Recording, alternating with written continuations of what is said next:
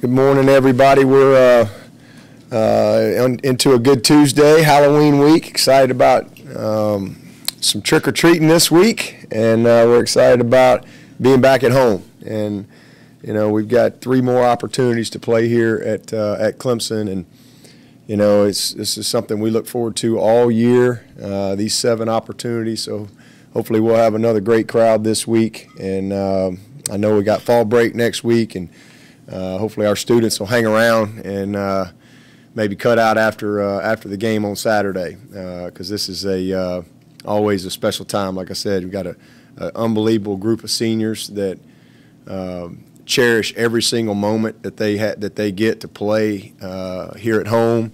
So they're excited about another opportunity, and you know, looking forward to a great day in the Valley. Louisville is I guess 2-6, but they're the best 2-6 team I've seen. I don't know how else to say it. Their record is not indicative of the players that they have. I mean, you know, sometimes you turn on a tape and you look at a team and you go, oh, it doesn't take long. But these guys right here, man, they got some. I mean, they're physical. This is as well a coordinated offensive scheme as we've gone against. I mean, they do a great job schematically, and big, huge offensive line, probably the biggest offensive line we've played, massive up front, and as good a group of receivers as we played. Same thing I'd say about the receivers, big, huge, 6'4", one of them I think is 6'6". I mean, these are big guys. Got a very effective tight end in Crum. Got 2 good running backs. The little freshman, 19, is impressive on tape. He's kind of come on as of late. He's a really fast, explosive kid. The biggest thing is they're 127th in the country in turnover margin. I mean, that's, you know, if you want to say, well, you know, what's happened?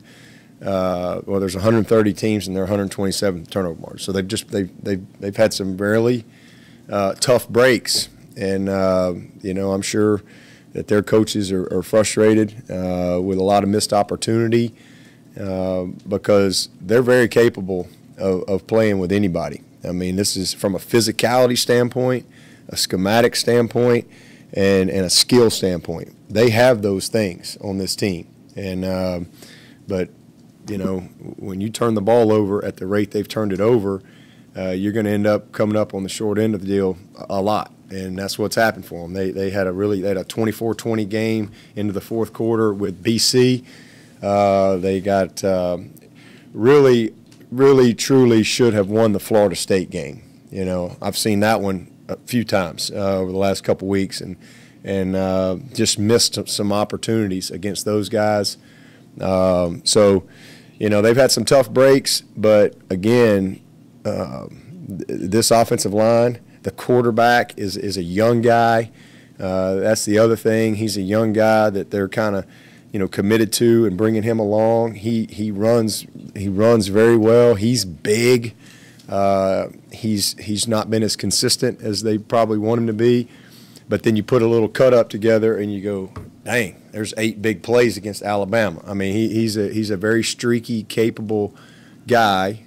So, you know, we expect a challenge and a big-time battle from a physical standpoint. We're going to have to really play well defensively and have the right mindset to take on the type of scheme that they present. You know, all the boots and crossers and the down and arounds and G schemes. I mean, they come right at you, and it's well coordinated, all the stuff that comes off of it. A bunch of shots down the field. We got to win matchups because those big receivers, they're going to put up the ball one-on-ones to them. And then on the flip side of it, same thing. You look at their defensive line.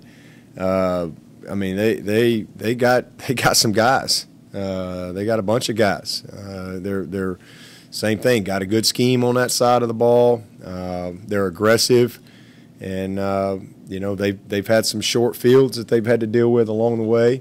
But you know, this is not a 2-6 football team. You know, that's what their record is, but that's not indicative of the type of talent that they have on this team. And so for us, it's about being locked in. They're one of the better punt returners again. It's just being locked in, to continuing to build momentum and confidence in what we're trying to do, trying to play our best game each and every week, kind of competing against ourselves to see if we can, be consistent and put, our best 4 quarters. Last week was great, but can we be consistent? Can we clean up some of the mistakes from last week? Can we continue to win the turnover margin? Can we continue to make a difference in special teams? Can we finish the big plays when they present themselves? Can we cut out? We had a couple busts last week. So there's just so many things that we have to focus on, and we're excited to have opportunity to play. So looking forward to practice today and getting back out there. A good tough Tuesday practice. Today will be a tough practice because, again, the way their style of play, you better have your mind right, because if not, they can embarrass you, pretty quick with their style. But as far as our team goes, I like where we are. I think that we've got a healthy team. We've got a confident team. We've got a team that's got good momentum right now. But more importantly, we've got great leadership, and we've got a team that is very, very focused. And I think that serves us well as we enter into what we call our championship phase of our journey for this year. We work all year. We started last January, and now here we are, and we're rolling into November, and we're right where we want to be. We got a lot of opportunity. We really have only achieved one goal. We won the opener, and this phase of our season presents a lot of opportunity for us. But you gotta put your best foot forward every single week, every single play. High sense of urgency, attention to details. Continue to prepare with purpose every day, and I've seen that in our guys. So excited about getting back to work today, and looking forward to a great day in the Valley Saturday. Coach, the Tigers will run down the hill for the 400th time on Saturday. How special is that to be a part of for these players? Yeah, it's pretty cool. I saw that last night on the radio show. They had that in the notes there, but that's pretty amazing. It really is when you sit down and you think about that tradition and all the players who've come through here that have they tell their kids and their grandkids about that opportunity, and to know that we get a chance to be a part of that 400th one. It's pretty cool. It's pretty cool. What are the status of the red shirts, the guys that you're trying to hold out for next year? Are there anything you're going to have to pull them, or are you able to hold them all? Say that one more time.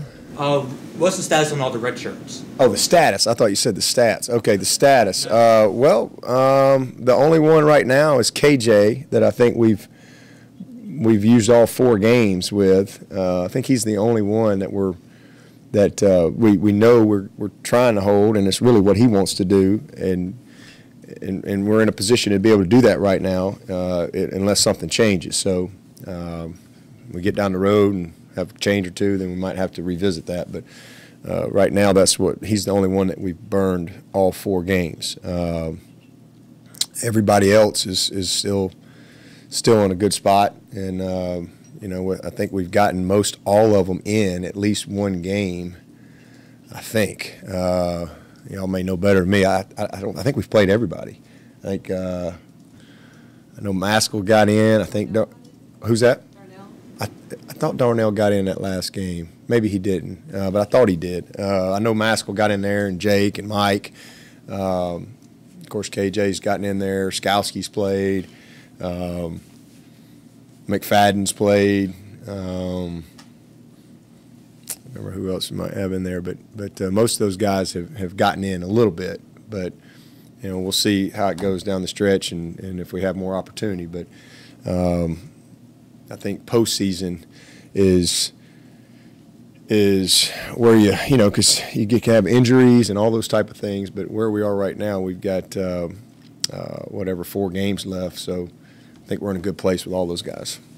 Dabo, it's been said over the years that kind of guys sometimes have built up to kind of a breakout performance. Is that kind of the case with Amari this week? I know he's been consistent in the punt game, but just the big numbers he put up in the past game. Yeah, and he's been consistent really all around, offensively, really all year.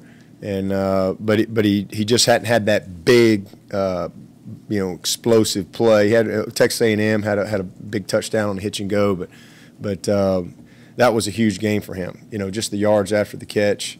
He led our team in that, and two great plays. But definitely one of those games that can kind of give you a big boost, as you're going into game 9 here. So I was really happy for him, and had a great all-purpose day. So he's a good football player, man. He's a very well-rounded player. Can do a lot of things for us. He was saying that he's been meditating at night with an app that Milt introduced to the team. Oh, yeah. It's called Headspace. You know how that works? Do I know how it works? Yeah, we do it every Thursday. We sit in here and go,